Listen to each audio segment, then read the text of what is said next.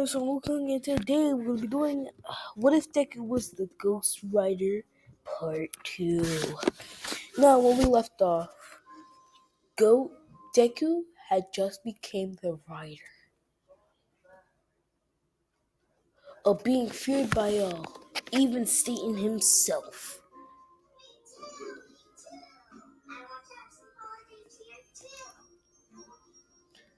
And because of this,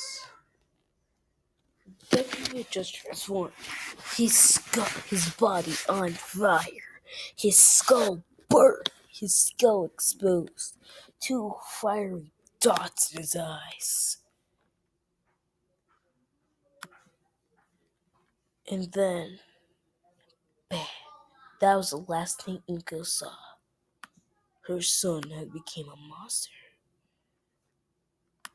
Then, Inko woke up. She had thought the previous night was all just a dream, a bad nightmare of sorts. She just thought she was just paranoid. When she went into Deku's room, when she went to Deku's room, she gave him a hug. Deku seemed slightly confused, but he accepted the hug.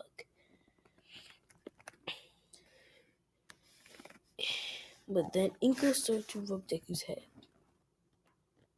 and what she saw was horrifying. She saw a burn mark. She saw a burn cursed demon mark on Deku's forehead.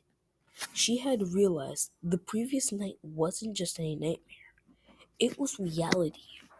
Her son had become a monster, and it was all her fault. Inko tried everything to get rid of this monster. She tried churches, but but it was no help. This was something Deku was cursed with forever.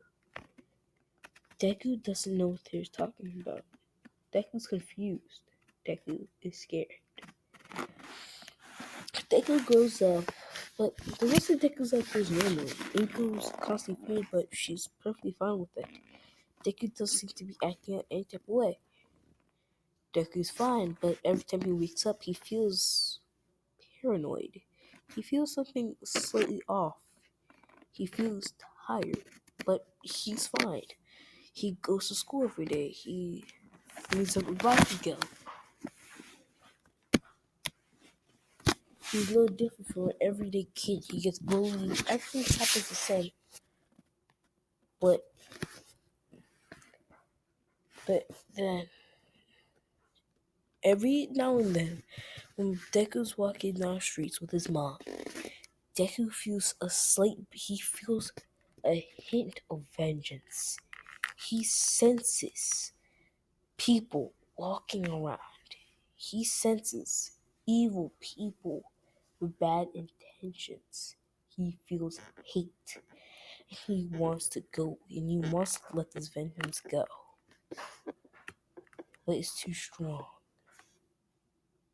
It's too strong. He wants to let it go free. But he wants to let the person go, but the vengeance is too strong. Deku ends up gaining control of his posture again. Deku manages to gain control over his own body again. But every now and then, Deku feels a rage within him. Every time Bakugo pushes Deku feels a burning vengeance, a flame inside of him. But it's fine. Deku goes up and everything seems normal. But lately on the news, there have been reported several several villain captures. When the villains are found in the morning, they say they saw a demon, a person with a skull made of fire, black leather, spikes, a chain, and with burning eyes. And they felt horrible.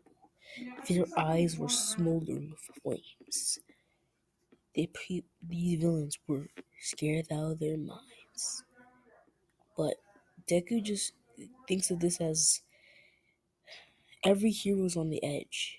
They think this person is not just any isn't a hero, but someone who just killing everyone for their own personal gain.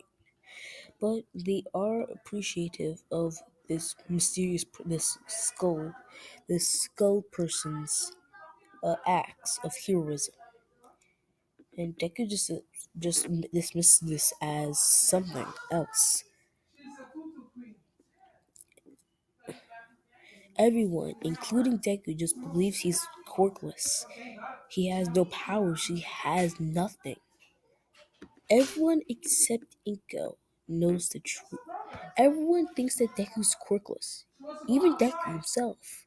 But Inko knows the truth. Inko knows this. Inko knows her son is a demon now, but she tries to dismiss it. She sees the news and she's fearing has been Deku's been losing control at night, and she's been getting more and more worried. The beginning of the anime happens, and everything happens the same. Just when when Bago gives the death stare to Deku doesn't sit there basically peeing himself. He's he feels something within him, and he punches Bakugo. Bakugo hasn't felt Deku punch him in a while. Haven't felt Bakugo punch him. Haven't felt Deku punch him. This is the first time for everything.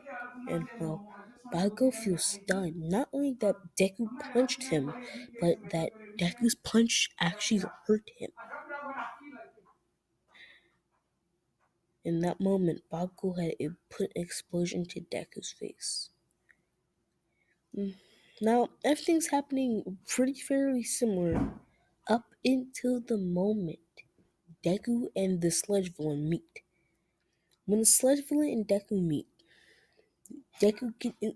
because of the Ghost Rider's ability to basically sense like hatred and vengeance and a bad spirit, Deku can instantly know that he's gonna get jumped, and so he runs away. But it's too late. He's caught by by this villain, and Deku nearly suffocates. But in the last dying breath, the demon comes out, the Rider, and then with an exploding fiery flame, he's able to scare off the villain.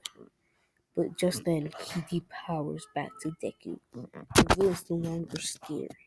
He jumps at Deku, but then All Might shows up and puts the villain in his place. When, Dek- when Deku wakes, Deku is blown away by All Might, but is not knocked out unconscious. Deku begins to pick himself up and asks for All Might's autograph. All Might accepts and, well, proceeds to try and jump off. But same thing happens to Deku in the anime, where Deku asks All Might the question, "Can I be a hero at court?" Same thing happens, we all know this. But then the Sludge Villain attacks again. And Deku is yet again powerless. Deku sees Katsuki and knows he can't do nothing. He walks away. Deku walks away from it.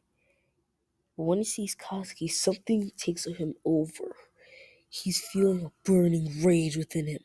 He goes to the nearest alleyway thinking he's sick, but then in a glimpse of fire, he transforms into the Ghost Rider. Yet again, I'm gonna say this. Whenever Deku transforms, he just thinks he has a blackout. But little does he know the Ghost Rider is taking him over. In a moment, the Ghost Rider jumps into action, wearing his fire leather. And we only got this is all I have for today, guys. But trust me, there's gonna be another episode coming out, and also I'm gonna finish KO's thing. So yeah. So this all I have today for you guys, but don't worry, I will do another part of this later today. And also don't worry, I am gonna do another KO. I am gonna do part 2 for OKKO.